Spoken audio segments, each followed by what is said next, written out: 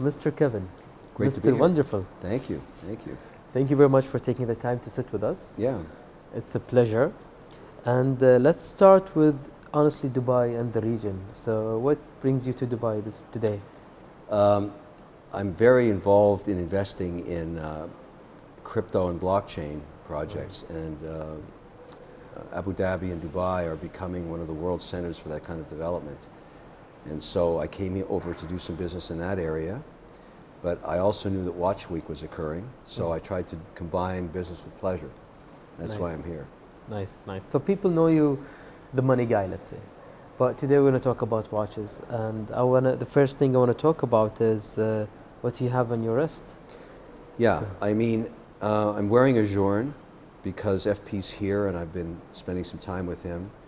I'm one of his collectors, and I always honor him by wearing his pieces when I'm having lunch or dinner with him. And you know, for me, Journe is the living Picasso of watchmaking. So every time I buy a piece, I'm getting a Picasso painting, and from the living, you know, creator. So it's wonderful. You know, I'm a member of the Journe Society. Some society members are coming to Watch Week.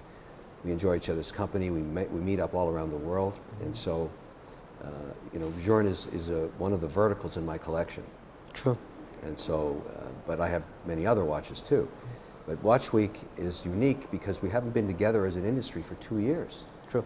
And it's like the OPEC meeting. And this meeting, the overriding theme is digitization and NFTs. It's a huge issue. I'm very involved in it, as many others are. And I'm very excited about what's going to happen. Amazing, amazing. But when did you, I want to go back a little bit in history, when did you really pay that much attention to Journe? You remember the year, or like how many years ago? Actually, the Journe journey started when, you know, some of the largest collectors in the world are here in the UAE. And I have friendships with some of these collectors because of watches, because we love watches. And I was in New York City, and one of my UAE friends called me and said, Journe is going to be in New York today. And I said, who's Journe? This is years ago. He said, oh, you haven't heard of FP Journe? I said, no, what's that? And I went online and I went, oh, look at these dials. Look at these dials. Beautiful. So he told me, look, I know somebody in New York in the boutique. Why don't you just call them up and say you'd like to look at the collection? I called the boutique, and you know, I'm very fortunate. I have millions of followers on television, and you know, she knew who I was and said, well, the boutique is closed because we're having a very special event. Journe is coming in, we're having a party at the boutique, and then we're all going for the FP Journe Society dinner. Would you like to attend? And I said, oh my goodness, this is just, you know, just luck. Yeah. And you know, when I went to the boutique, they were launching the New York version of the Centigraph. They only made 10 pieces, 10. I don't think I ever saw one. Yeah, and so I saw it that night, and it was red. It had a red element to it. It had red on the dial, and I said, that's for me. Yeah. I'm going to buy that watch. And she said, it's impossible. It's not possible that we can sell that watch because you're not even in the society, you don't even own a Journe. This is for somebody who has many, many Journes. And I said, well, how many Journes do I have to have? She said, well, at least 3. I said, I'll buy 4. That one has to be included. And she thought I was joking. I wasn't. Okay. I bought 4. I think I'm the only guy that ever did that. And one of them was that one of 10, number 6. Wow.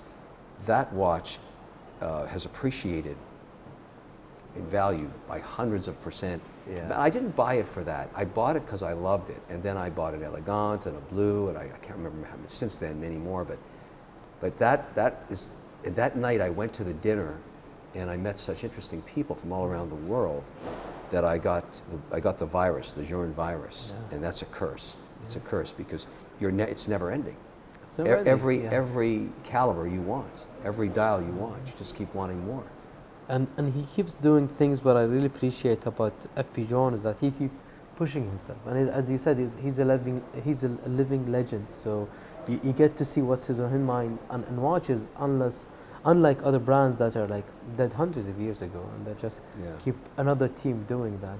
But honestly, we started with the John. My question started with what we have on your wrist is because you became kind of like an ambassador. When I see the society, the videos, But it's like. I think Well, you that, own a lot of watches. yeah, no, I know, but I really think that is, when you're a collector, that's your obligation to explain why you're collecting that maker or the creator. Like, what is the reason? True. And so, you know, I'm very, very fortunate in the fact that I have this very large following, and they want to know from me, you know, what, because they're collectors. I'm in a dialogue with this base of people, millions of them. We're always talking to each other, YouTube, LinkedIn, Twitter, Facebook, you know, back and forth. And, you know, when I have an idea about a watch, I put it on social media and we talk about it.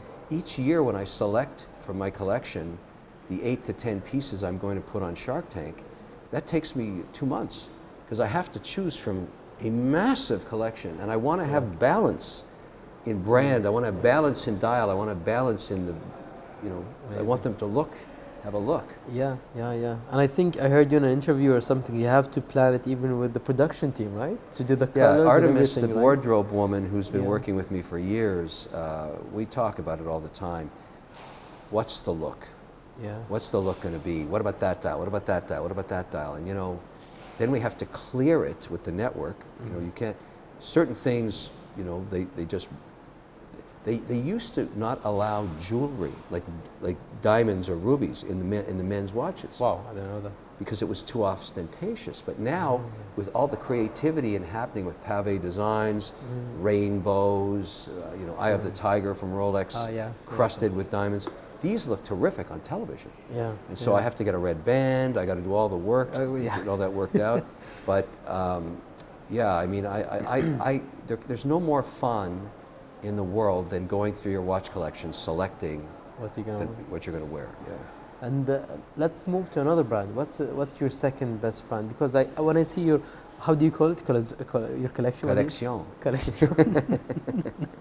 So when you call your collection, I don't know how to say it, but what is your, you have Pateks, you have, mashallah, you have so many different Rolexes and such.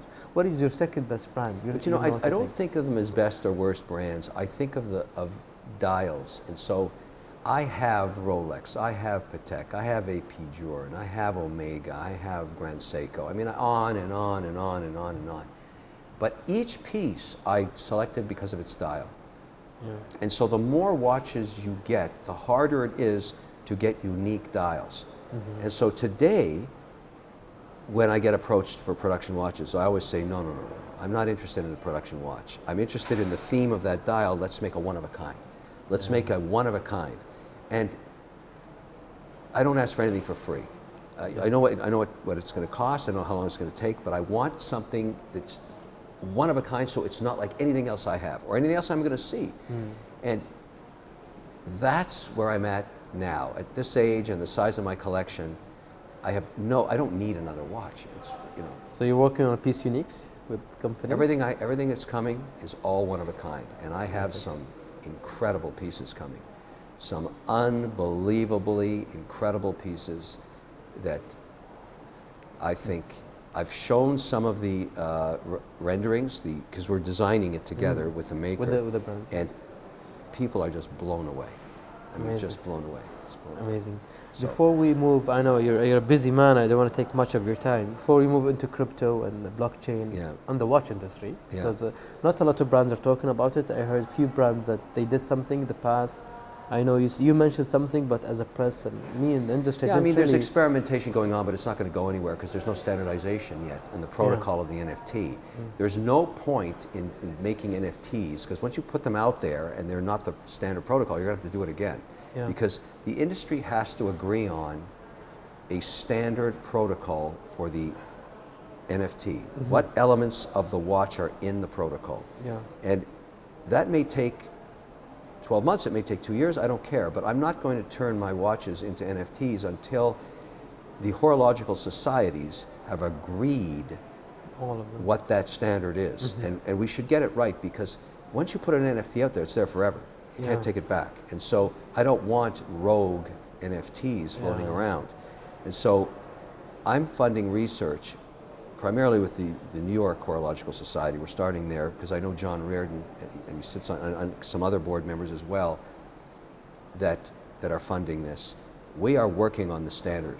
And when the standard is ready, the other horological societies will agree to it, and that then as an industry we can decide what we're going to do. What you're going to do. And once that standard is reached, everybody that's made NFTs are going to probably have to redo them, because you're going to want the standard by which the insurance companies, you know, and the authentication agencies are going to use as a standard.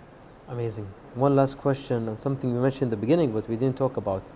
You are here in Dubai to get your citizenship, right? Yes, yes. So you're an Emirati now, can you say that? Yes, I am. Yes, I am. Very proud. My mother was Lebanese, my stepfather was Egyptian, and now he's Swiss. So I've been living in this part of the world my whole life, and I grew up here. I've always considered UAE a pool of peace in an ocean of chaos. That's what the Middle East is very, very, very volatile, but not this place. This place has policy and standards and a well-managed, and I'm proud to be a citizen. Perfect.